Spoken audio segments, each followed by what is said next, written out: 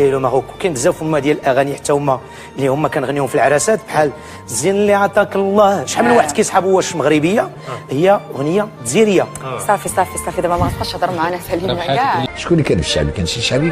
ما كانش شعبي في المغرب، كانوا البريولات غنيوات دي 3 مينوت 4 مينوت ملحنين يهود مغاربه والجزائريين، وكانوا كيجيو من الجزائر داك الاغاني كيجيو المغرب.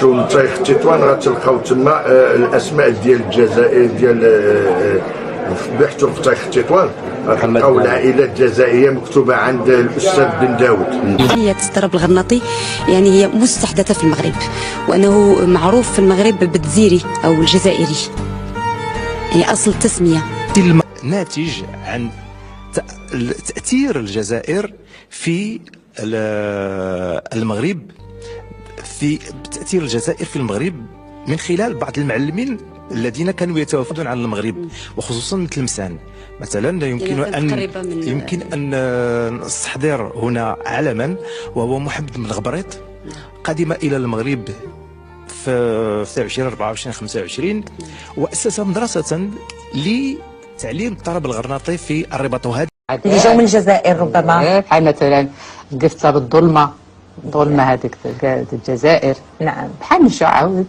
بحال طائف تماما طائف ديالهم الجزائر.